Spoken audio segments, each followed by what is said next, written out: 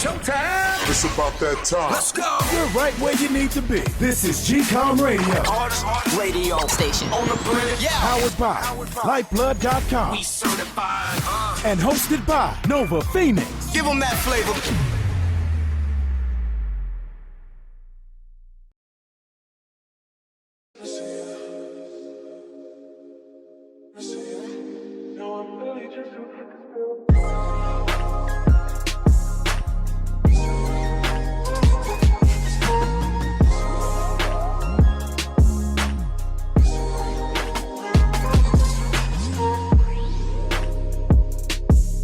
All right. Yeah, man. Let us do this. We are here for another episode. Thank you guys for tuning into the show, man. I really do appreciate it. We are here for another episode. I'm loving it every time. This is my passion. The founder of Lyfeblood.com. My passion is media.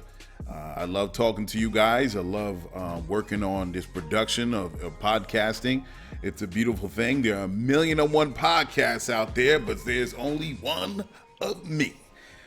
I mean, back in the day, I used to do cable access. It was in Brooklyn, Manhattan, and it was called Mike's Tables and Cables Video Show, man. It was crazy. I had a great time. I used to MC when I was young. I'm going to make this story real quick. I was just writing rhymes in my boy's apartment, and I saw like rappers on there like Biggie and all these, and Lil Kim and all these rappers on this TV show, and I was like, it wasn't like MTV or anything like that, and I was like, yo, what is this? He was like, yo, that's cable access. I'm like, what? Cable access? And I was like, I was so pulled in. I was intrigued by it, and I kept on writing rhymes. Many years later, when I was no longer in a rap group, I was like, yo, what should I do next? I was like, you know what, yo, I'm gonna do this cable access game. And I did that for a little bit, and yeah, I got into some other things. But the fact is, I was into media very young, and I really liked it. And and then I went into some other things, of course, in my mid-20s, took a break, and then my 30s, I think something like that. The bug bit me again, and podcasting was really coming up, and I don't understand why. People always said, yo, you should do radio, you have a voice and such like that, and I was like, whatever. But now, like, I'm here doing this podcasting thing, I can't get away from it. So I love it, man. So I hope everybody's week was good. And you did what you needed to do, be productive, taking it one day at a time. Whatever you didn't do the day before, you took care of it that day. You know what I mean? And don't worry about if you procrastinate a little bit, if you don't get to doing something that, we're all human beings. Our minds and our motivations can move at varying levels, varying degrees. And, we're human, man. We're not always going to be on it 120%. But if you're dedicated to it and you promise it to yourself that you will always get back to it.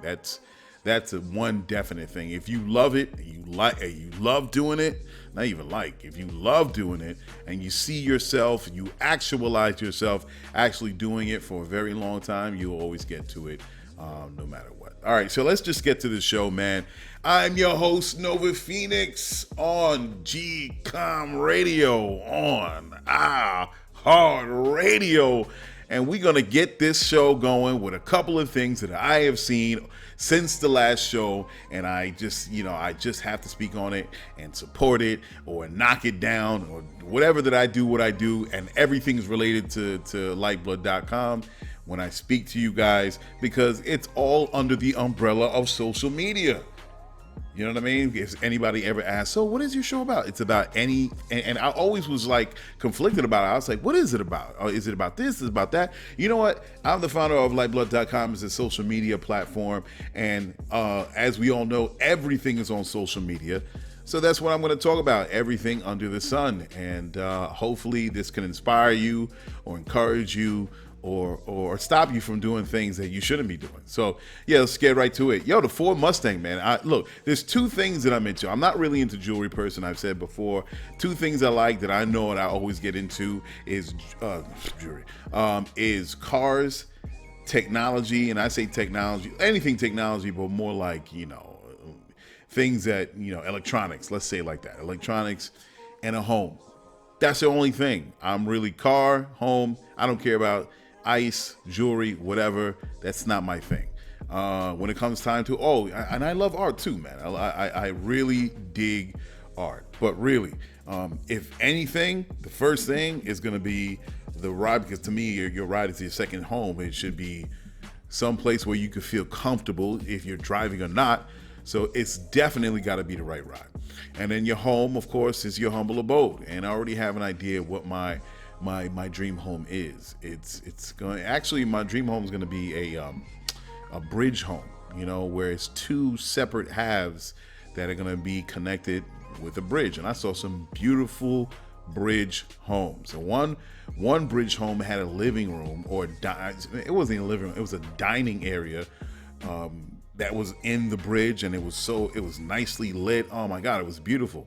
So I think that's my dream home, to have a bridge home, and let's see how that can work out, man. All right, but anyway, as far as one of my things that I like, the car thing, Ford Mustang E, as I said before on the last show, I think it was a news you need to know.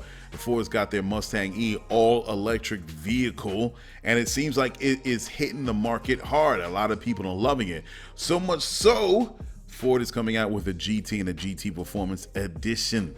And it builds, I think it builds up to a top of 346 horsepower and 428 horsepower. That's crazy. And that's all being done by upgrading the front motor and upgrading to the vehicle software that pulls more power from the batteries. Kind of like, I guess it's kind of similar to the Tesla and the Ludicrous mode. So the GT goes up to 480 horsepower, 600 pounds per foot of torque. I think that's what it's called. Let's get this right. And I'm like, damn, I always get it right. I watch a lot of car shows, and sometimes I guess not enough, because I should remember foot-pounds of torque, I think. Pounds of torque. I just want to get the wording right.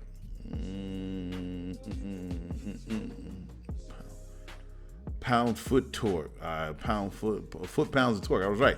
Foot pounds of torque. Right? So yeah, and the GT Performance Edition, 0 to 60 miles per hour, 3.5 seconds, and 634 foot pounds of torque. That meaning the power to the actual engine. How much force is going through that damn thing that's giving it the capabilities to go 100 and 480 horsepower.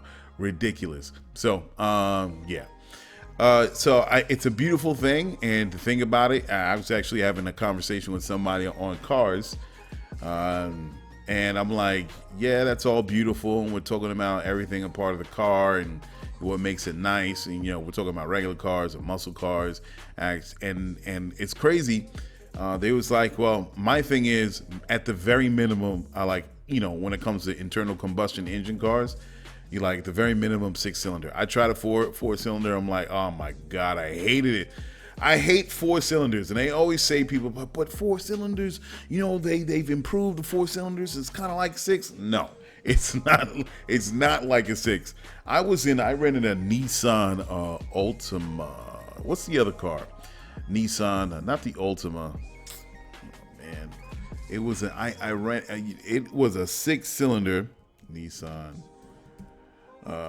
Sentra Rogue Maxima. It was a Nissan Maxima. It was nice, and it was 6-cylinder and had a turbo mode. I don't even think I put it on the turbo mode. Yo, let me tell you, you think they improved the 4-cylinder to feel like a 6? If they improved the 4-cylinder to feel like a 6, imagine what improvements they made on the 6-cylinder to feel like what 8? Man, that thing put me back in my seat. I was on a long stretch. It was late at night. I said, let me just test this one out, and I floored it at the red light. Well, not at the, when it turned green. Late at night, 1, 2, there was no cars on the road, and just to feel that power under my feet, and I'm like, oh my God. So but really, I don't even think it's as much of the improvements the Ford is doing with the Mustang. When are you gonna actually drive to hit 480 horsepower within city limits. It's not going to happen. We just promote all this horsepower because it just sounds great, but you'll never actually hit the mark on 480 horsepower within city limits. But it's toys for boys, right? The next thing, NASA mini-copter Ingenuity snapped his first picture of the Perseverance rover, I think sometime last week, in flight. I think that's dope, man. That's super dope. I'm always interested to see what's going on Mars, because we're actually venturing out, and I think it's great. We explored all parts of the Earth already, and a lot of people might say, well, we haven't explored every square inch of the ocean. Yeah, but we got an idea of what's in the ocean. We got the topography of the ocean floor. We know the deepest parts. We have a handle on the types of species that are in the ocean. Yeah, we're not going to get a hold or get a handle on every single species that's out there. And I think that misses the point, because life is so diverse, and species come and they go. And you're not going to capture every new species that comes into existence, but we got a handle on it. I think the real challenge, the real final frontier, is outer space. So when I see things as what's happening in the NASA mini-copter and the Perseverance rover and the whole thing with Elon Musk and SpaceX trying to actually set up a base on planet Mars, that's dope. And me actually signing up, I think this brother Yakuza, I'm messing up his name, Yazuma, but he's the Japanese billionaire that wants to that basically bought seats to fly the Tesla, the Elon Musk's, I think it's called Space. I forgot the name of the space shuttle or whatever. It's a new space shuttle. It's going around the moon, and that's why I joined that, because I think it's great symbolism of where humans are going and all the things and issues that we're dealing with on the planet. It's nothing compared to where we're going as humans in the future, when it affects our science, when it affects our space travel, when it and all the pretty much the, how should I say, the other technologies that are going to be influenced by our trip and our trek to Mars.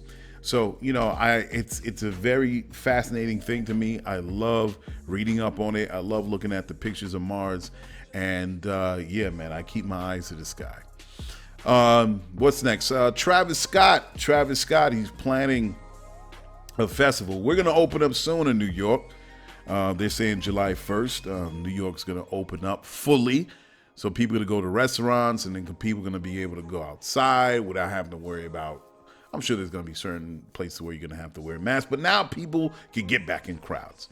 Now, I know what I said before about movie theaters. I think I'm going to switch that up. I don't think movie theaters are going anywhere, because people are so, people want to get out so badly. And once they reopen New York City, and I can speak for New York City, I think people are going to run to the theaters, man. I think at first, because they just want to get out. But I think people will mostly just watch the average everyday movie at home, and all the blockbusters will be in the theater. And because of that, movie theaters are going to have to adjust and change the movie experience. And there are a lot of theaters that are experimenting right now. They have new layouts and such. But I think initially, probably the first 3 to 6 months, people will go back to the theaters, just because it's like, oh my God, I can't believe it.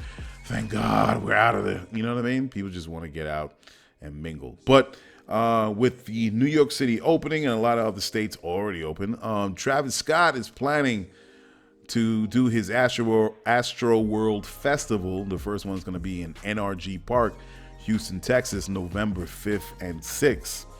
I tell you, one of the new gen artists, the ones that I really do appreciate is Travis Scott. I don't like a lot of the new gen artists. That's just my opinion, but I think Travis Scott really, he's got a signature sound that I dig. So shout out to Travis Scott, and hope everything goes well with this new show that's happening. Speaking of rapper Lil Durk, I think this is an honorable thing to mention. He wants to buy the housing complex he came up in. It's in Parkway Gardens. I think that's the name of it.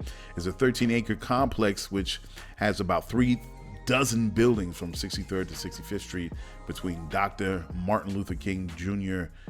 Drive, I think that is, and Calumet Avenue. I think that's dope.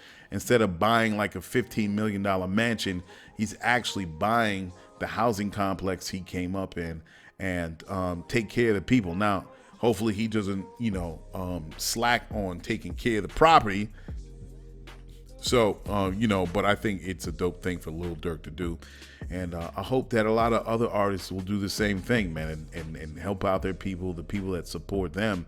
They can support the people. So that's dope. Next thing, the anti-Asian hate that I always, I got to talk about. So we had another attack, unfortunately. And the funny thing is, let me see if I can pull up this article, yo. All right, so there was another situation that went down. You guys know how I already feel about some of these attacks that are happening. I'm curious about some of them.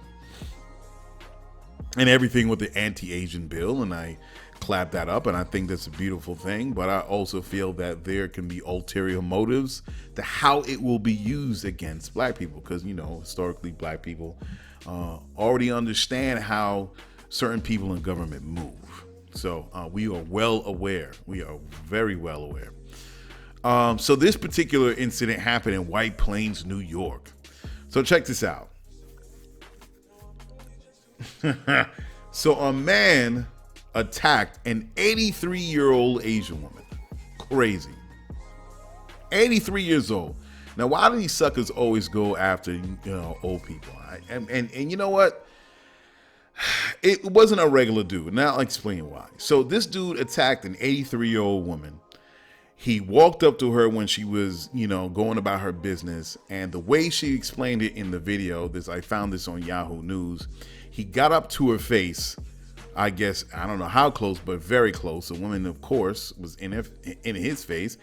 He kind of hopped, pulled back, and spit in her face. I don't know how much, but it sounds disgusting, right? And I think he hit her. So much so that she fell back and hit her head, and she was bleeding and everything like that. And, I'm reading the story. And they say within Asian culture, it's not something that, you go and report. You keep your head down. Culturally, that's how Asians do. But her daughter encouraged her to go to the police. So she went to the police the next day. So I'm like, okay, what's going on here? So they found the guy. So I'm like, oh, snap, they found the guy. They arrested him. And then they let him go. I'm like, what? Right? So now the antennas are going up. I'm like, they let the guy go. All right. So I'm like, I'm reading. So they let the guy go, everything. And then I read his name. I said, automatically when I'm gonna keep it real, yo. When I hear these stories and let the guy go, I'm like, this dude's white. So this guy is a white man, right? So then I'm reading the article and it says Glenmore Nemhart, definitely a white dude. That is not a black name, right? So I'm like, here we go. So now I'm all into this article. And it said that the dude spit on her, hit her, she hurt her head. They arrested the man, all right? The man, they caught the dude, I think 2 days later. The man was caught and he's charged with felony assault for intending to cause injury. Now, it's crazy how they say this charge. Felony assault for intending to cause industry, not to he just caused industry. He was intending. He didn't get to it. It's like the way, to me, it was worded, this charge. It was like, how you try to pump fake and you want to hit somebody, you don't really hit somebody. Okay, can you charge someone? And you probably bumped into her. He was intending to hurt her, but he didn't really hurt her. I'm like, nah, bruh. He spit on her face and he hit her and she fell back till she bled out, right? Not bled out, but she was bleeding profusely, right? So then that was the charge. And then and it turns out the guy was homeless, right? Something was wrong with him up there. And again, a lot of these cases, just homeless people, like random. It's not like a person is walking home from the job, or it's someone's getting lunch or some mundane activity that, a citizen would be doing, and then some kind of altercation happens. All these things, it's like homeless people. It's crazy. So anyway, so they dropped the charges. And the Westchester County DA says, let me see here, see if I can find it in this article. He says,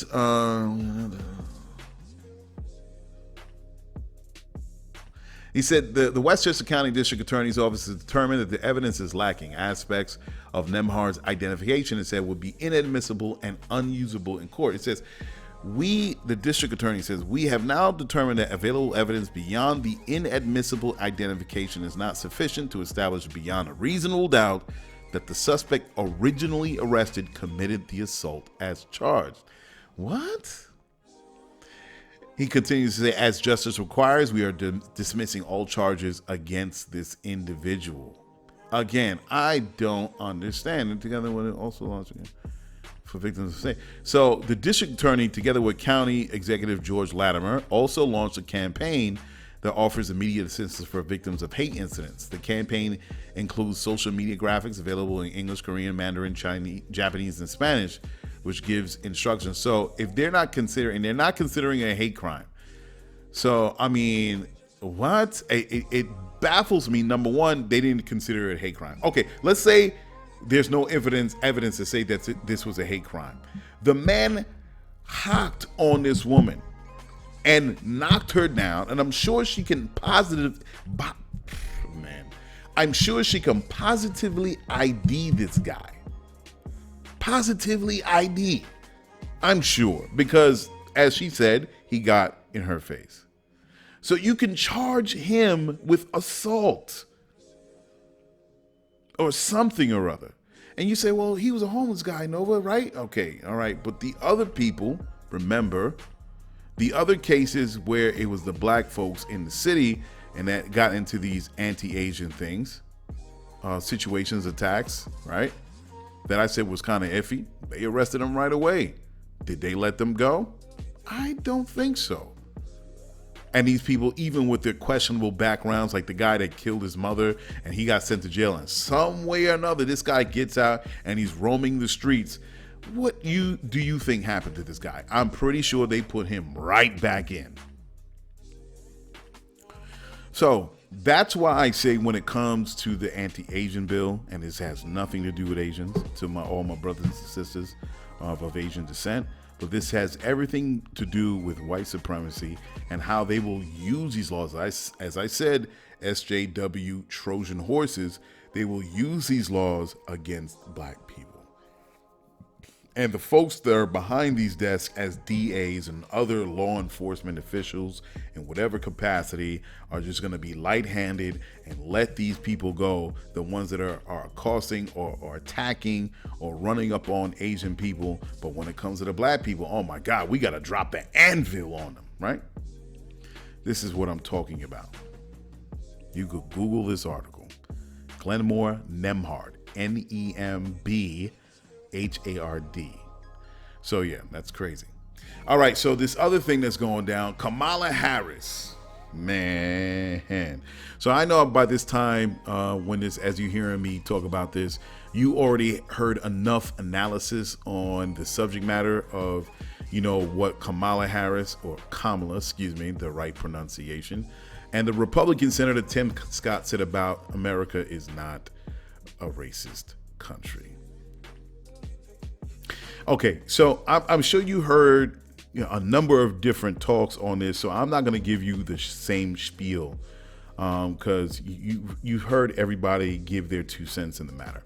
All I can say is black people have to do what they have to do in order to get their freedom, in order to have some sort of change in this country, and everyone else that believes or that fit within the allyship that believe in justice have to side and stand with black people on this one. Because it's the game of politics and we can't expect anything different. And I always believe, and I always say, the power of people is within people. The belief, the confidence is within the choices that you make. And we can't expect anything less from politicians, because politicians are going to do what politicians are going to do. They're going to politic. And a lot of people going to say, well, you know what, you voted for Kamala and Biden. Where, because I hear certain people that are within the independent black news say, well, where all my Democrats at? Where all my Democrats voting for this dude? Right? You voted for Biden, he's going to get you out. There was a good portion of black people that voted for Biden that wasn't swallowing the okie doke, that wasn't swallowing the Kool-Aid. We did it as an action to get this dude, I'm not going to call him President Trump, out of office for everything that he stood for. We knew who Biden was, or who he is, or why he selected Kamala Harris. We already were past that first black, first woman. We were already past that. It was called strategy. It was about making a symbolic turn to say, this is not what we're going to stand for another 4 years, understanding that we are going to deal with systemic racism, even for whoever's going to sit in that presidential seat or vice presidential seat. And we had to do what was necessary to get us out of that situation one step at a time. We knew what we were going to deal with. We knew we were going to deal with some half-ass side-eye business that they were going to switch up at the last minute and say, well, we're not going to really do this. We're going to do that. That's why people got to do what they got to do by getting in the streets. That's what people got to do and organize. We understand how they're going to come. So nothing is a surprise. I think when Kamala Harris said that America wasn't racist, it wasn't so much as a surprise, but more of a disappointment that we knew we were going to hear that. And we were going to do what was necessary to say, hey, man, yep, we knew that was going to happen, and we're going to move such and such in this way. Initiate this order. You understand what I'm saying? This strategy. So we knew, and we were not surprised that Kamala was going to come with that business. Or to hear from Tim Scott, that foot shuffling Django Negro. I can't even say Django, because Django in the movie, he had more balls and he had more pride and more heart than this dude Tim Scott ever will. And he was a fictional character. So I can't even call him Django. I can't even think of a name right now, because there's probably 20 different names I could call Tim Scott. Coon's at the top of the list. So he's going to play that game with his Republican handlers. Now, mind you, remember, there was a time where, I forgot where it was, but it's a specific event, and it was a video of Tim Scott right there front and center. All the Republicans were coming in, they were shaking hands with each other, and in the moment where he thought they were going to shake his hand, they kept him pushing and they ignored him. And he kept smiling and cheesing and grinning and laughing and acting like, they were shaking his hand, but they didn't do shit. He had to play it off. He knew he got played on live camera, but he had to keep it going. Silly ass motherfucker. So even the people, the Republicans, the right Republicans, he thinks he's doing them favors. Even they know that he's a sellout to a certain degree. They know who he is. Or they'll say whatever they need to say to him, or, to his face. And, they'll pat him on the back and say, hey, thanks for being that Republican, that black Republican we needed. It goes to show there is no racism in our party. What do you think, Scott? All right. But really on the inside, they don't care who he is. He's a tool. He's a tool in both senses, in both definitions of the word. And they know this. And them knowing this, they don't give him any respect, because he knows what he's there for. To run the screen.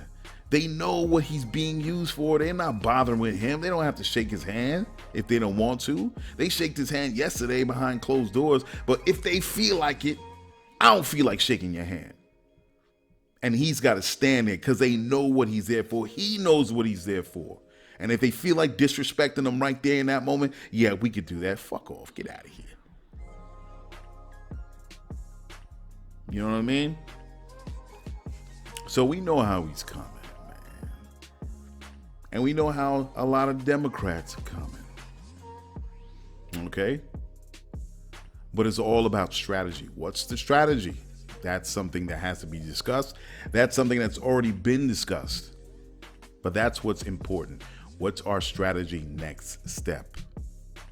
Because it ain't stopping. It's 2021, and these old races that we say they were going to die off, like Mitch McConnell and what's the other guy's name? I can't remember, from North Carolina. That they're just going to just die. No, man. No. Racism is still young and fresh.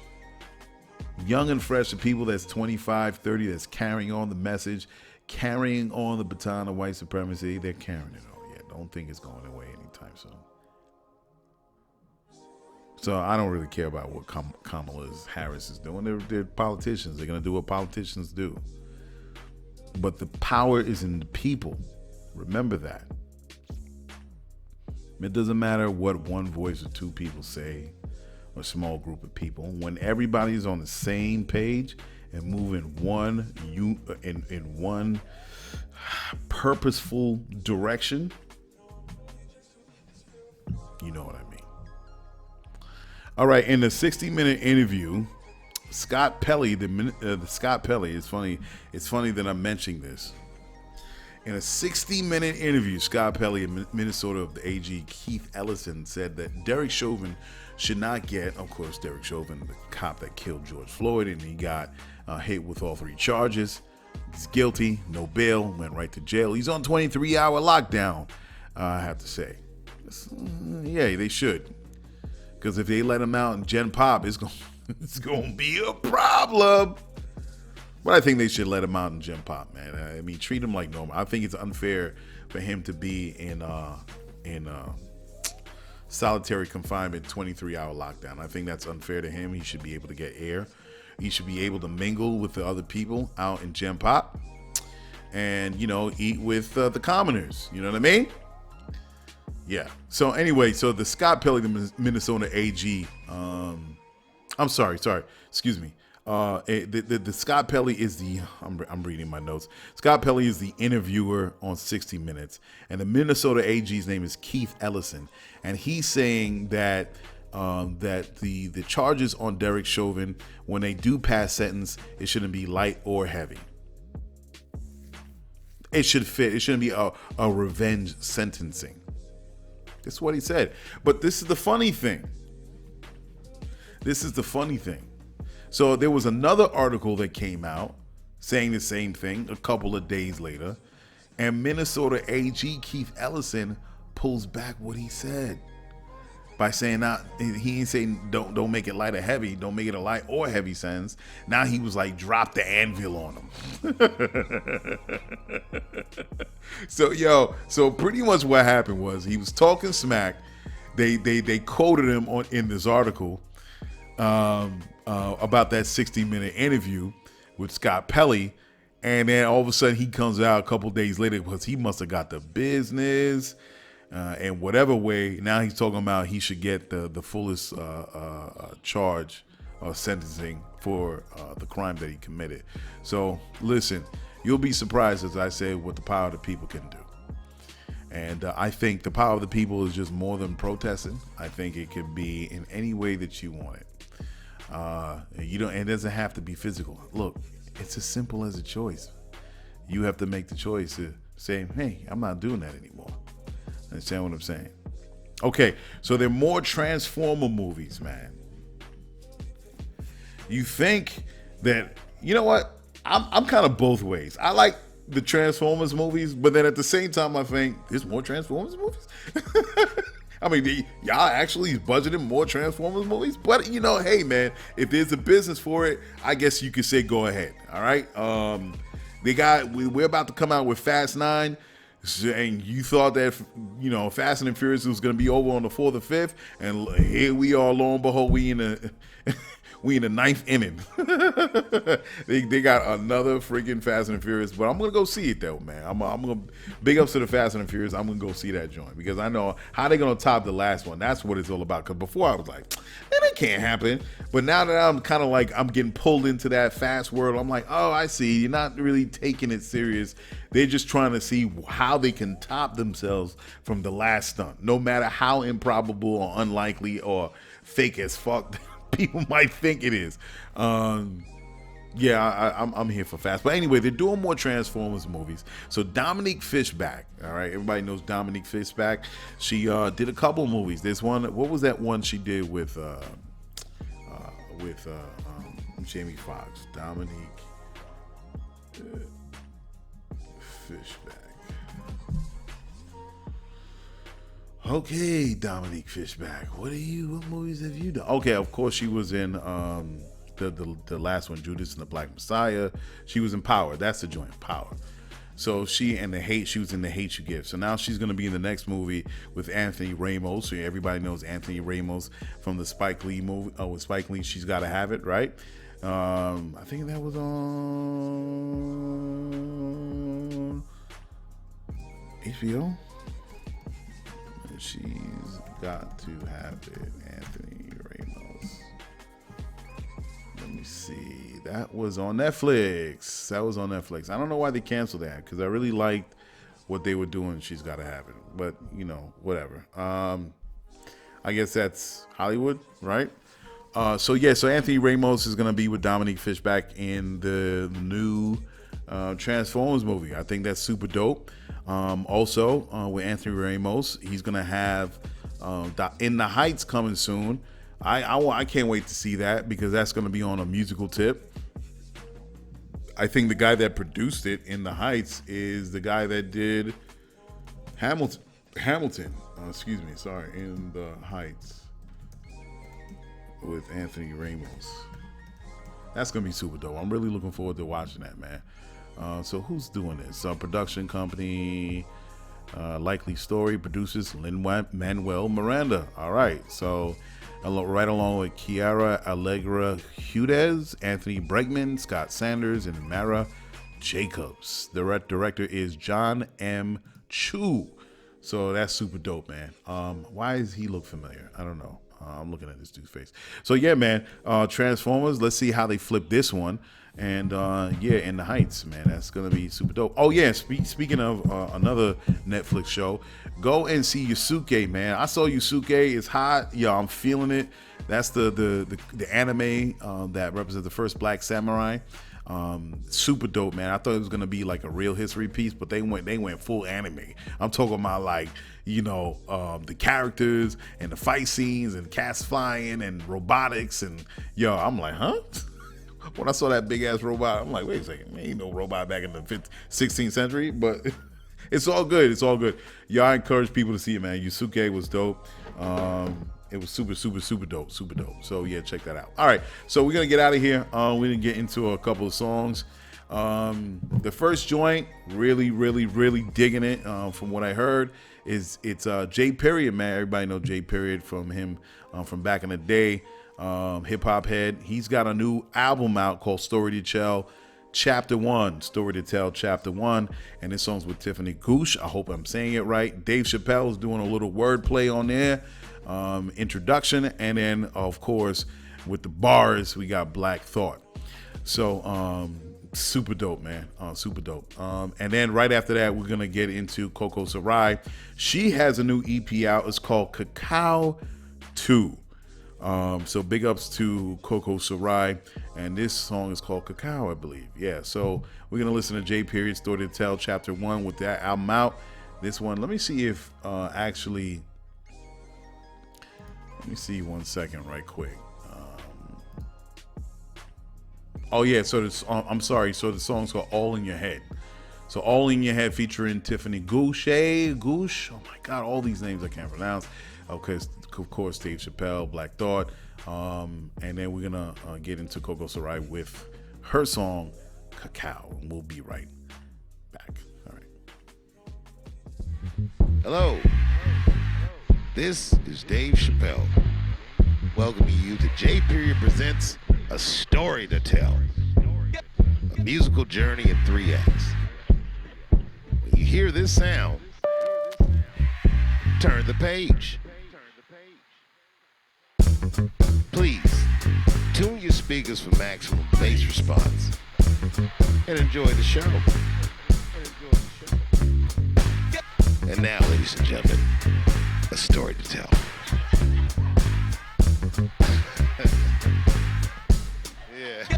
Yeah. brother Joel went to see Dave Chappelle amidst the pandemic. I say he brave as hell, blaze the trail. Just don't take a major L. I'ma wait, save the date, save yourselves. Next thing you know, he brings his things, the yellow springs, and says the spread his wings has been the stuff of dreams. Oh well, time to pull another book from the shelves. Feels like he got a story to tell. This rhythm is taking me back. You keep going back and forth. Yeah. You know it's time for a change, don't you? And something has to change. Losing time, gotta stay focused. Because I'm losing time. You won't get far if you don't stay open. What if I take it too far? Ooh, 215. it's all in your head. Yeah. Don't let it get to you. It's all in your head. I can feel he got a story to tell. Set yourself free, my love. I can feel he got a story to tell. Set yourself free.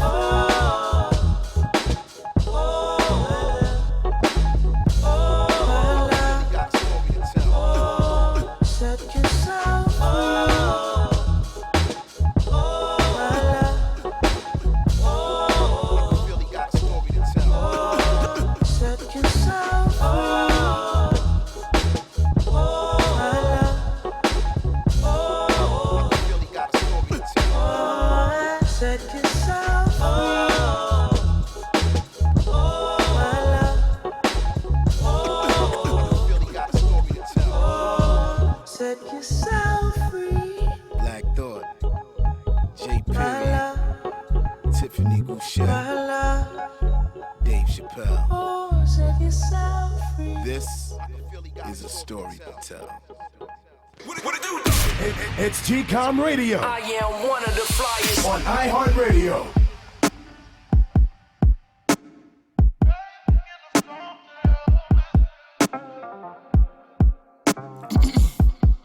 He might be the one. Oil in my scalp, massage my temples with you. I could rest my head. Shower now, shade, but up my body down, feet up to my dress. Ooh, he loved this chocolate. He fucked with this before it was a trend. When we collide, suicide, overdosing on this melanin. This is the way it's supposed to be. Deeper than love is poetry. Oh Lord, the sweetest hit of dopamine. This is the way it's supposed to be.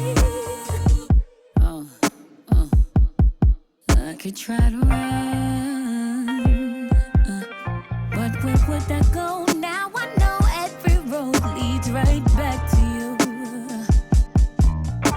It's a losing fight. I know I ain't no better than to run from the truth, but do fragile hearts bruise this thing like watermarks, but you call it art.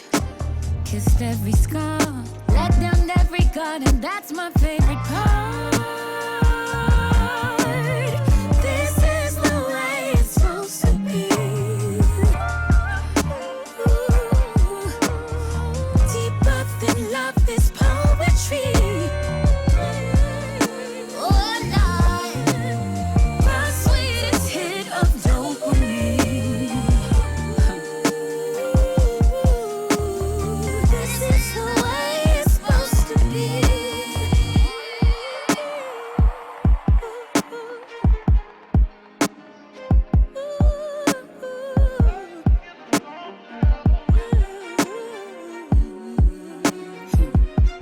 It's always been you.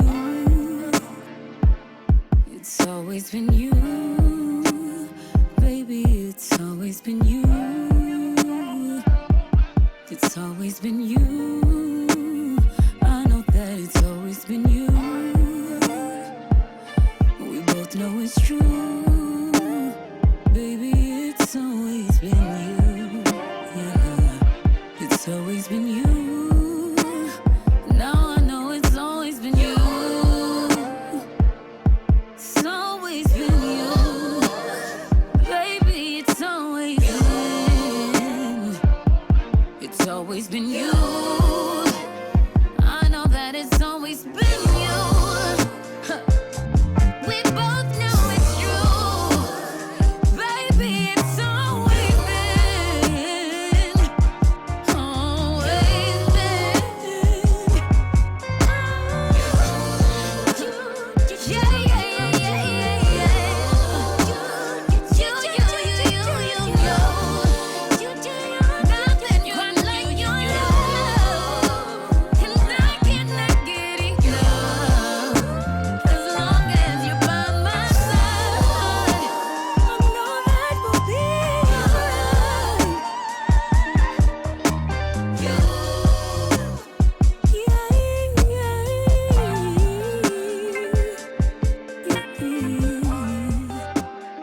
Baby, it's always been you. You. Baby, it's always been you. Take control. This is GCOM Radio, powered by Lyfeblood.com. Come join, be a Lyfer. Practice dollar power and build financial independence. Okay, man. Yeah, that was J Period off his new EP project called Story to Tell Chapter 1. And this song is called All in Your Head, featuring Tiffany Goucher, or Goosh. Sorry, again. Dave Chappelle giving his wordplay, and of course, Black Thought. And then following up right behind that joint is Coco Sarai with her song Cacao off of her project Cacao 2 EP. So, yeah, man, go to their pages, as you know, when you go to my page, and support the music, man. Support dope music. All right, so what is going on? There was something that I did want to get into, guys, but it's something I saw briefly, and I can't really, I don't remember what I saw that I want to. Oh man, Florida, and these laws, this anti-riot bill laws, man, it's nuts. Man, I've seen that they passed these laws, all these, of course, you know what's going on. We have the Republicans that are really going full tilt on suppressing the vote, and any protest that happens to any black folk that are being, or any injustices are brought upon black folk or any other people of color that get caught up in the fray, they're passing anti-riot laws. And I'm like, wait a second, I just heard that anti-riot laws. So you're saying if a group of people get together and they're protesting about something down in Florida, then they're allowing people to, and if they block a road, they're allowing people to run over them and not be charged. And if they continue to protest, then they can be locked up without bail. And I think it'd be charged with a felony, which they lose their right to vote. So, Florida is going full tilt, man, on this oppressive nature. Again, this is what we're talking about: structural racism. This is systemic racism. This is white supremacy. This is what we're talking about. It's not what's fair or equitable or for every citizen to have. This is about control. This is about oppression. And this is what we've always been talking about. So what is America going to do? America versus the United States. Fucked up to hear. All right, so we're going to get into business of the week. And right after that, we'll continue with the second segment. All right, we'll be right back. Ladies and gentlemen, Bringing you the business of the week and its innovative founders. It's what you've been waiting for. Are you a person who loves to travel? Frequent travelers consider their second home the airport, and their next place of choice is the vibrant location on their traveling list for the year. After some time, you realize the experience traveling tells you that it's about packing light, so you can be on the go with the minimum of fuss. Where can you go to get the right bag for your venture in the moment? Try Nomadic, nomadic-traveler.com. A great place for you to get the right personal carrier for your perfect vacation run. They have cool backpacks, totes, small crossbody bags, and more. Each bag is the adequate accessory to fit your traveling needs. Lyfeblood.com would like to salute Nomadic for giving us great options in carrying our essentials on our long trip in paradise. All right, so I wanted to get into this second segment. Actually, a little exchange that I had with someone on IG.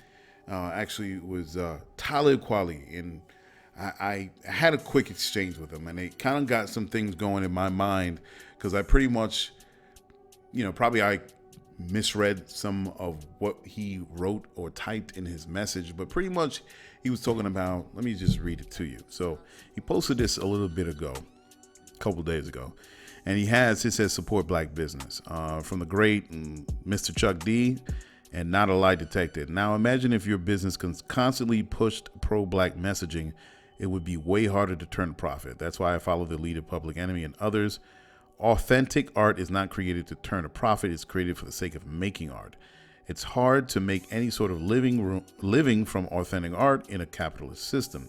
Salute to those who dedicate their life to authentic art anyway. So I kind of responded saying that, I said I kind of understood where he was coming from, but I believe you can make money doing authentic art. And I think I'm pretty much what I wrote was, I understand, but I have to argue that you can make money with authentic art. Today, in the digital age, there are too many ways to create roadways for authentic art. That could be said before 25 years ago, but I doubt that now. It's more will than anything nowadays. So he says, I'm not saying never, but I'm saying it's a lot harder. We agreed, and that was that. But it kind of got my mind going on what he meant by authentic art. And my thing is it harder to talk about black issues and to make a profit? Yes, in some ways, yeah, I think so. But I think under the current conditions that we live in and how people act, that, yeah, it is harder.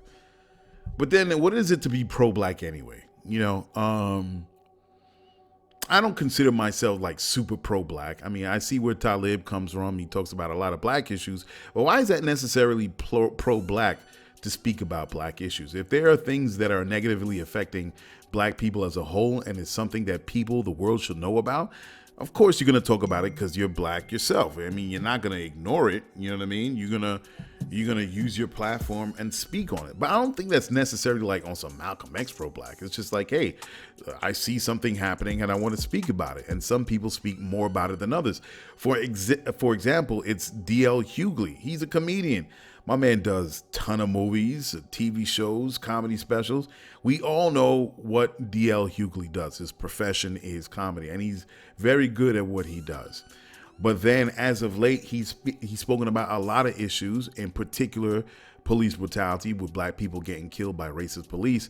And he's taken up the mission on his own platform to speak about it, to show video, to give his analysis on the radio show that he has.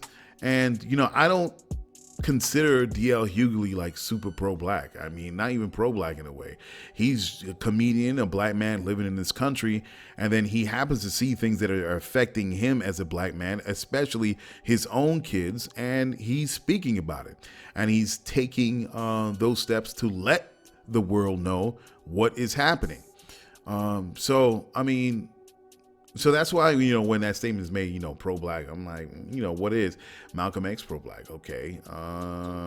Stokely Carmichael, okay, pro-black. And a number of other professors, yeah, pro-black, But if you just, chilling, I mean, and you say something, I mean, I know they're complete opposite ends of the spectrum where you can have someone like, say, like Thugger, only caring about his baguettes on his wrist. And then you have Talib Kweli, two artists on different sides of the spectrum politically. So in comparison, I guess you can call Talib pro-black. But to me, I just take it as, hey, man, these are issues that are affecting us. Someone has to talk about it. You're not always going to talk about partying and dancing and the diamonds you're wearing. There's certain things that are going to affect you that you're going to want to talk about, or it affects your family or your friends. You are going to talk about it. So, So why is it hard for Talib to turn a profit, especially in what he talks about? I don't know. What I do know is that capitalism can be used for or against a person. Capitalism, or anything for that matter. You could use a butter knife and turn it into a weapon. And capitalism has been weaponized to take money away. And some for the good and some for the bad. But I think you can make a profit on whatever product or service that you have if you're just a regular person. Outside of just being black, I think in general, as a person, as a citizen of not just this country, but of the world, if you got a good product or service, regardless of what you talk about, you can be able to turn a profit. What I think is off that keeps you or keeps people from making a profit or people spending money on this one individual is the message, the instruction, the behavior. I mean, as a people in this country, we're disjointed, man. We're individualistic people, and that's what this country breeds. Like, you do what you do, I do what I do, and you got no business to get in and meddle into get out of here. And if you die, you die. If you hurt, you hurt. That's what it is. This is what this country breeds, man. Individualism. And it's killing society. And it says it in a lot of ways. We're disjointed, man. We're separated. We exist apart. Our lives are independent of each other. Our actions affect only ourselves. I think we got to do away with that attitude, man, and an idea. Because I think essentially that's what's killing society in general. It's this behavior. I mean, we live in communities where we know that the person that lives next to us lives in that apartment across the hall from us or across the street, but we don't know each other. We just exist amongst each other. You know what I mean? This is individualism. If someone is hurt, if someone is down and out, if someone is having a problem, hey, that's over there. That ain't over here. And I'm not saying to kind of exclude myself from this behavior because I am an American. I've been socialized in that same way. But sometimes you have to take a concerted effort to say, you know what, that's not the right behavior to have. And we do help people. We help homeless people. We help people that are in need. We donate money. But I think in some ways we have to take it one step further. That's why I present dollar power as a part of Lyfeblood. This is the mantra. The dollar power is to say, if you really believe in what this person is doing, what their passion is, how they're going about their lives on a day-to-day, you can say, hey, here's just $1 so you can live out that dream that you're living every single day. Because I see it in your pictures, I see it in your video. You're a very charismatic person. You believe in this. What you invented is needed in our society. Here's $1. And I came up with dollar power to say, okay, you can't just join Lyfeblood because, as I said all the time, this is not a typical social media platform. This is where people become active, realize their own power, realize the connections that they make, that in itself has its power, and we have to do what's necessary to build ourselves up. That is dollar power. That is the mantra. It is the belief. It is the instruction. It is the direction that we all are connected. We exist because of us. That I cannot live without you and you cannot live without me, and we have to understand that concept. And when we step into the Lyfeblood world, we're going in with this mantra to say, I am being active in my own self-development by helping others, and those people will help me. If we see something we like, we can contribute to the steps in order for it to become. If it's something the community needs, we step up to the plate. And personally, I think we need representatives of that community, because a lot of times people may say, well, who's going to do all this? Who's going to take the step to really kind of steward this? It's up to the community.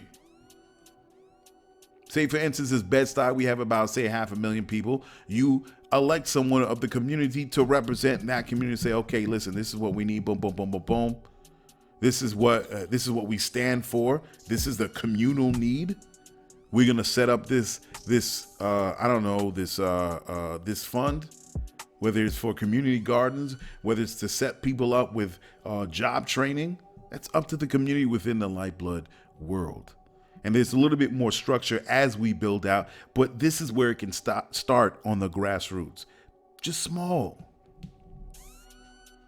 Once we find a commonality and understanding of what our purpose is to each other, we commit to it. We must understand who we are to each other. We must understand that we cannot do it on our own. How many times have we done something by going into a program, a government program, a not-for-profit or something or other, and it doesn't work, and we put all of our hopes and our ideals and our energy into this one thing, and all of a sudden it doesn't work. We feel rejected. We feel left out. But what can we do where the community, regardless of what happens, can play a part in progressing you along? So in a Lyfeblood world, there's no such thing as free or discounts or whatever. I mean, come on, let's be honest, man. In this capitalist society that we live in, and also the world, money makes the world go around. It's the lifeblood of the society where we need to live and buy food and clothes and shelter and all those things. So we have to understand, if that is the world that we're going to live in, what can we create where we can supply or we can make ends meet in this society that we live in? A lot of times people say they want to throw out capitalism, and they're saying, you know, they're socialists, and I hate terminology. I hate terminologies.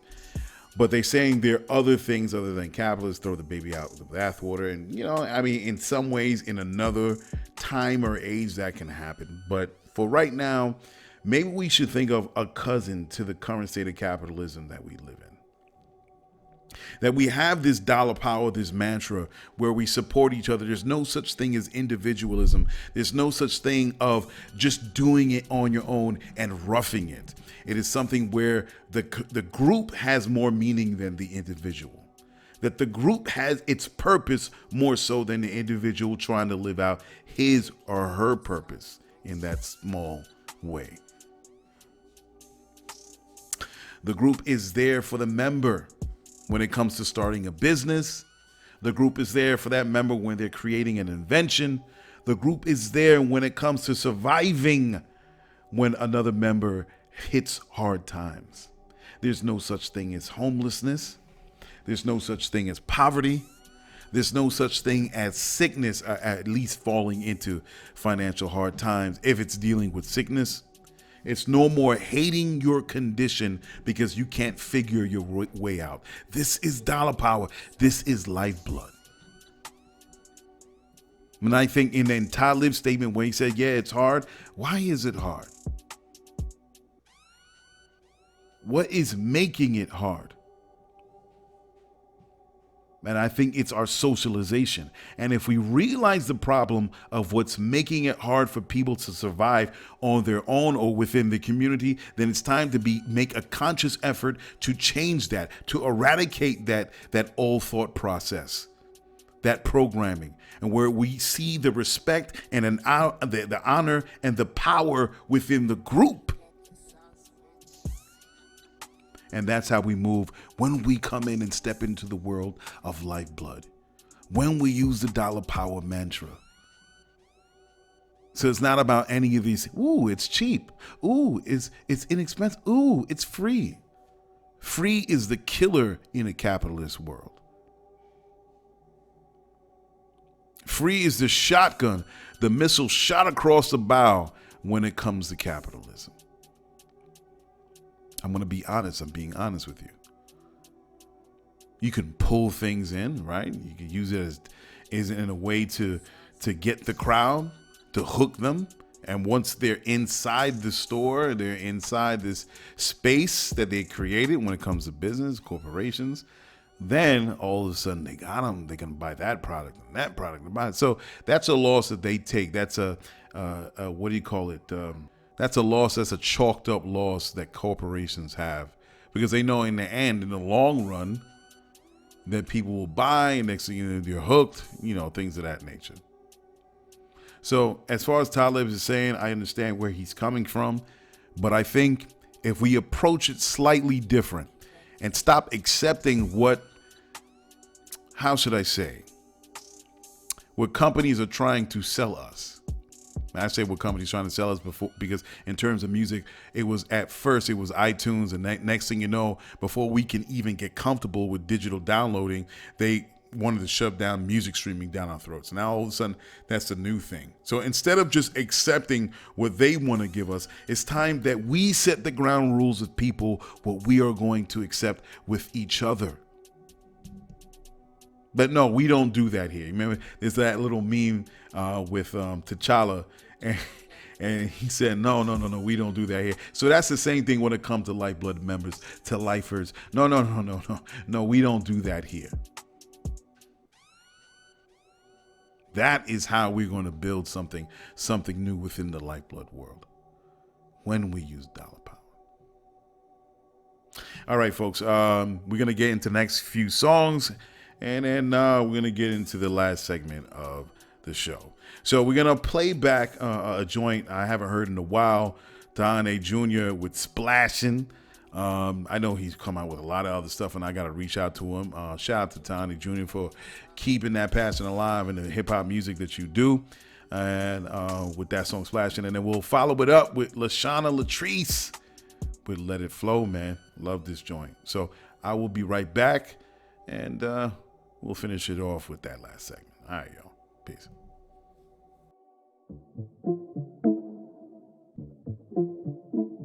Look, yellow bands, yellow diamonds, yellow ribbons. Got a bad mama, sad mama, hello, she forgiven for the way she was led and the fruit she was fed. Now she used to be dead and she used to the dead, but she changed up her brain for her life for the better. And she never going down, or her past never let her. And she steady motivated by the fears that was stopping. And she learned she could go get anything and do it. My life gon' switch up at times it get rough, but I know it's just the way it seems. If I just give up, then I am just fucked. So I just live up to all my dreams. I try to function at every function, but there's just something that I can't shake. I don't need nothing but faith and loving. I pray the oven gon' bake that cake.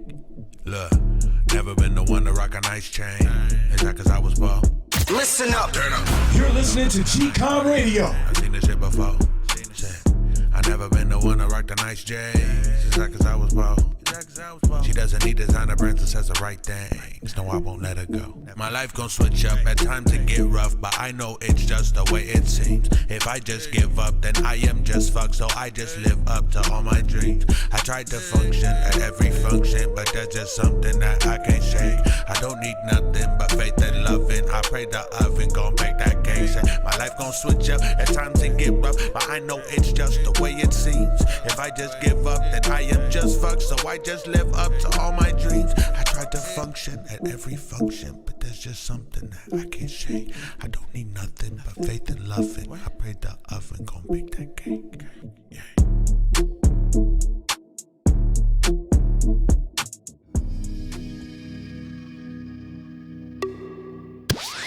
Ooh, a GCOM exclusive. I know I'm not perfect, but for you I'll try. You know that I'm worth it. I know you can't deny. You know I've been searching for some peace of mind. Left everything behind, everything aligned. Maybe we should go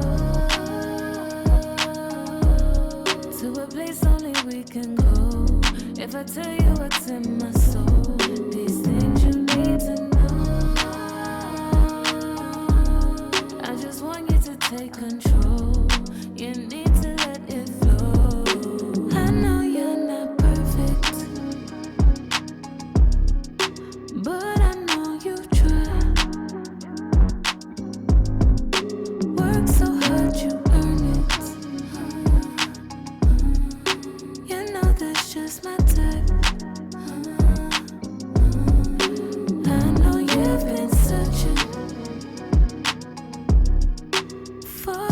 peace of mind. Finally you're learning.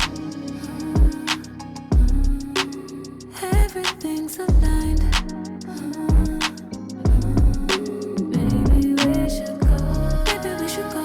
Maybe we should go to a place only we can go. If I tell you what's in my soul, these things you need to know. Things you need to know. Things you need to know. I just want you to take control. We need to let it flow.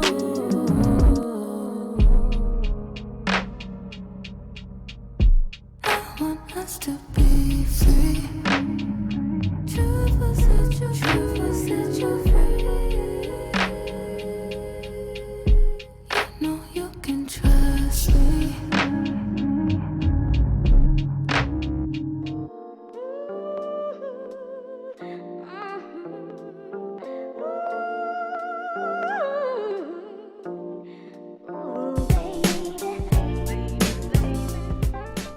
Okay, man. Yeah, that was Dane Jr. With his song "Splashin'," and coming up right behind Dane is Lashana Latrice with "Let It Flow."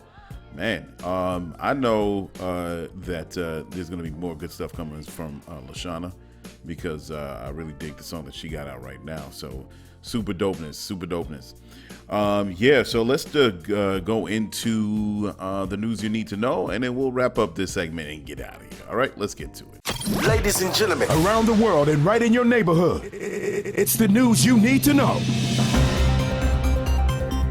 Mars holds possible life underground. As Mars explorations continue with the Perseverance rover, scientists are looking into the possibility of finding life within the subsurface of the planet. A study published in the journal Astrobiology determines that Martian rocks that come into consistent contact with water can lead to the type of conditions that can produce energy that can sustain microbial life. Jesse Tarnas, a postdoctoral researcher at NASA's Jet Propulsion Laboratory, says, quote, "The big implication here for subsurface exploration science is that wherever you have groundwater on Mars, there's a good chance that you can have enough chemical energy to support subsurface microbial life," unquote. Earth has similar environments that has a biome that live independent from the world above. Even with sunlight, life survives using the byproducts of chemical reactions produced when rocks come in contact with water.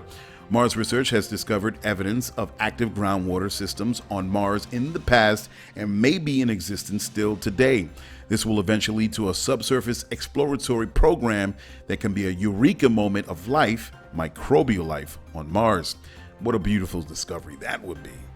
Online diversity is shrinking. The online world is growing and expanding. In 2020, the number of websites registered under the .com domain blew past 150 million. However, recently, the internet has begun to slow down. A research published in Public Library of Science showed how businesses are standing on the web. User attention is being consolidated to a small number of online organizations. 6 billion comments have been analyzed on Reddit, as well as 11.8 billion Twitter posts. This amounted to 5.6 terabytes of data amassed to come to an understanding of where these trends are taking place.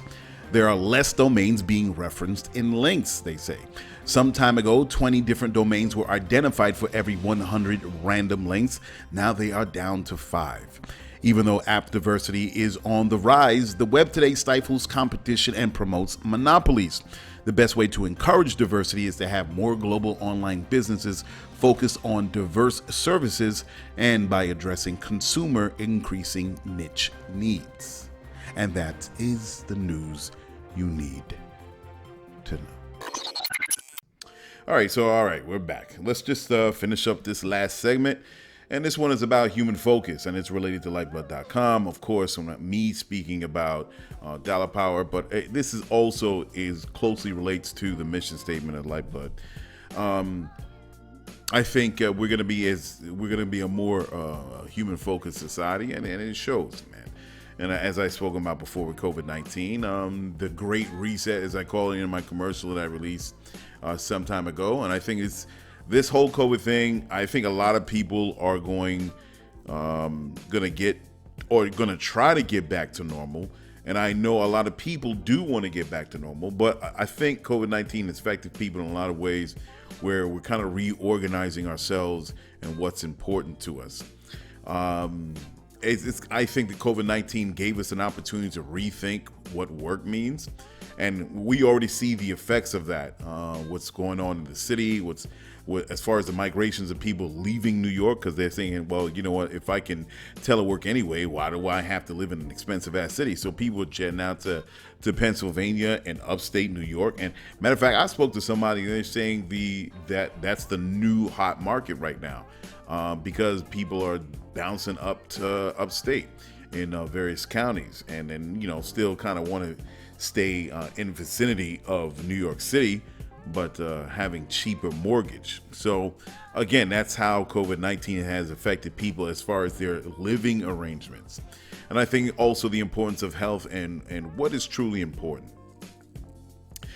There's going to come a time, and we all talked about it, and I talked about it several times, that jobs is not going to be what it's going to be in the future. And what do I mean by that? I think the 40-hour work week is over in the future. I think we're still going to have jobs, but it's not going to be what you think it's going to be. I think it's going to be more like chores more than anything. I don't think people are going to be held to a 40-hour work week anymore. People are either going to be working from home, and if they are doing an official job at another location, it's probably going to I think the work week is going to be like 15, 22 hours, 23, 25, something really, it's going to be minimal. Like people are just going to go in for a couple hours, 3 or 4 hours, and then they're just going to go home and they're going to do whatever they have to do. I really do believe that is going to happen. I don't think there's going to be a problem with vacation. I don't think there's going to be a 2-week vacation time anymore. I think it's going to be more like when you're ready to take it. And when you want to leave your job and go on this vacation, however long that's going to be, there's going to be somebody else that's going to take that spot as long as you're out. So say, for instance, you're out for like 6 months. You can come back to your job. This person is just holding you down for 6 months. I think work is going to be less stressful in terms of the demand of what your boss, quote unquote, is going to ask of you. And you will have a boss, but I don't think the boss is going to consider himself or herself a boss. I think it's going to be more of like a boss / co-worker deal. That's how I see it. It's more going to be like an open relationship on trying to get things done. And it's gonna be loose. I just see it as that. Now you may think, I don't know, you going into like some other fictional realm. I don't think it's fictional at all. I say that because even if I'm wrong, if you think I'm wrong, why would Elon and Mark Zuckerberg and others start a conversation in an article about having a robot tax? And these are people that are captains of their industry, they're heads of their industry, and they have a good idea what's coming around the corner, because they're the same people that's putting out a lot of this technology and these ideas out into society. So they have a pretty good, solid idea what society's going to look like another 20, 25, 40 years from now.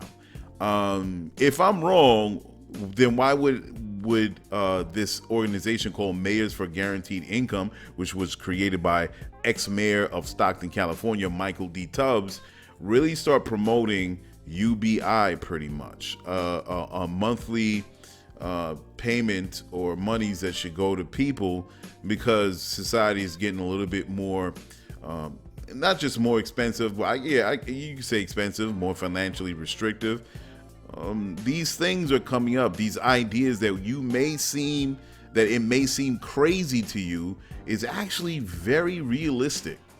I mean, most jobs are going to be automated anyway. And AI is going to be a brain to a lot of how these companies or how these systems run. And I think it's going to be more like, Star Trek more than anything than Terminator. Don't even think of Terminator. Yeah, I shared one video of this drone that actually had like a semi-automatic rifle underneath it. And you know what? That scares people, no doubt. And I think, damn, how can that be used? But I think society is going to be more like Star Trek, where, you're going to be Captain Kirk or Captain Picard is going to be asking the computer to run some sort of calculations or set up some digital scenario in order to make a particular functional processes in society more efficient. And I think that as humans, that's what we're going to be doing in the future. I think you're going to be able to choose what you want with the time that you have, because if AI and automation is going to be running pretty much 70% of how these companies run these systems, then what? And human beings going to be needed less in the quote unquote workforce. What's going to happen? People are going to be sitting at home. So now that you're sitting at home, you have to figure out, okay, what am I going to do with my time? And that's the beauty of this whole thing on this road that we're traveling. What are you going to do with your time now that you're less needed in the workforce? What are you going to do with that? That's how it's going to be human focused. I think it's going to be opportunity to think about what we most desire to see for ourselves, whatever that we're doing, whatever that we're active in, and whatever that we want to influence other people to do. What's most important to us? What do we see ourselves doing? What's our passion? I think some of the other things that make things human, some of the other topics that makes things human focused, I think is going to be health. We're going to be paying attention to our health a lot more. We're going to be going to the gym. We're going to be eating better, less junk, because of course, when you have more time on your hands, you're just going to naturally be cooking more. You're not going to be running out to the store, getting a hamburger or whatever, some processed thing, and processed meat. You have all this time on your hands, you might as well learn how to cook, right? I think gaming is going to be a big part of this human-focused society that we're going to be in, and people are going to be playing video games. People are going to be playing outside games. And games, what are games? Games are essentially tools that build the family unit or make the bond between human beings more tight and more intimate. And I think and games are an important factor in our human development, in our human growth, in the relationships that we create. So I think gaming is going to be a big part of our lives in the future. And like I said, family and community will develop and it will flourish. People are going to be getting out and talking, and because right now we just exist amongst each other. I mean, I don't know we're so busy in our lives. I don't know who lives across the street from me, and I could be here for 10 years, and I don't know who lives behind me or the 2 blocks over. I think in a more human-focused society, what we're going towards, people are just going to be going outside, gaming, playing games, and meeting each other and talking with each other and seeing their likenesses, and they're like, wow, all right, this is a cool thing. So, and what comes out of this interaction between humans, what comes out of people talking to each other and sharing ideas and concepts, what comes out of this thing? Culture. I think culture will play more of an integral part in our society, and not just culture, but diversity in the cultures that we celebrate and we're active in. We're going to find our own spaces, and we're going to share our ideas, what our spiritual systems are, food, what we cook, how we move, how we dance, because we have a whole lot more time to figure these things out. Cultures will spring out of nowhere. Some of them is going to be old. Some of them is going to come from thousands of years ago and just kind of remixed. Others are just going to come out of nowhere and say, hey, this is a new thing, because this is society of the 21st century. We're human beings. We're here. And a new culture is going to arise out of this new interaction amongst people once jobs become less necessary. I truly believe that. Now this, and I actually shared this on my Lyfeblood IG account, and I actually got this from Chloe Flowers. Shout out to Chloe Flowers, man. She is a pianist. She's Asian. I think she's Korean American. And she shared a video of these Asian brothers that was in their traditional garb.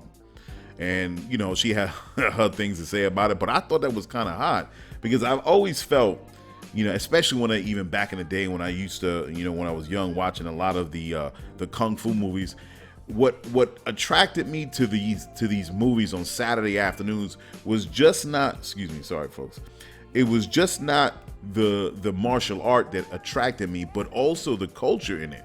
I was attracted and I was very interested in the food that they ate and the clothes that they wore and the gods that they prayed to. And I was just zapped and pulled into this whole other world that existed once before. And then what happened to that? I think Western civilization kind of destroyed that in a way. And I hate to use a word because that's such a harsh word to use. But, you know, people were influenced by Western civilization and they kind of discarded their clothes and their belief system, and they threw on some jeans and some sneakers and some ties, and everybody dresses the same way. The my thing is, why can't we celebrate our culture? Why can't we celebrate where we come from and still coexist amongst each other? And I think that's a beautiful thing to see diversity in culture and what other people do. That's why I would love, like when I vacation, I would love to go to one of the places is go to Tibet, man, to go just chill with the folk, with the folks on the ground there, man, and just take in the air and go on the mountain and just eating the food raw. I don't want no McDonald's. If I'm going to Tibet, I ain't eating no McDonald's. I want to taste the food with my fingers. You know what I mean? Or whatever utensils that they do have. So I think that's going to play a big part in the society of tomorrow. I think in all the things that we do, in all our discoveries, in everything that we create, what plays the most importance? And what is most important? It's us, man. It always has been. No matter what we did, I think the highest value, more so than any ring or jewelry or necklace or diamond or gem or whatever we feel that is valuable in the object. I think the most valuable thing that there can ever be, that can ever exist on this planet is the human being. And Lyfeblood wants to reflect that in the space that we're going to create. Now, we're not going to have a typical office, but if you're on this ride with me, you know, listening to this show, that we're going to have a facility, a place for human development in all aspects. And we want to play that out to the hilt because what's important is human beings. And this platform, as I said, it's all about us figuring out what our passion is. And that passion is going to be sprouted from our own minds and from our hands and from us, the most valuable thing on this planet. So as far as dollar power and the belief of the society that we are going to be more human focused, and yes, we will have jobs, but we will spend less time doing it because we are going to create the technology that it's going to be done for us, and we're going to have a lot more time on our hands. And I think this is an opportunity where we can escape and figure out who we are as human beings and all the diversity that we see ourselves practicing in our own cultures, in our own spaces, in our own countries, in our own communities. And we're all going to be a part of that on the Lyfeblood platform. And I think that is going to be a beautiful thing. That's what we want to focus on. And that's the other thing that makes us different from all the other social media sites. It's about celebrating human beings. It's about celebrating all that we have accomplished up to this point and becoming better people. So on that note, people, please sign up. Please be a part of Lyfeblood.com. Become a member. Find your passion. Build it. Talk to each other. Network. Share $1 or $2, or from wherever you're from, in whatever currency that you have, because this is a global community, and we're about building and celebrating us as human beings. And thank you for listening to me. And appreciate you listening to these different concepts and ideas that I'm giving to you. And I do appreciate your time. So I'll see you guys next week, and peace out. job.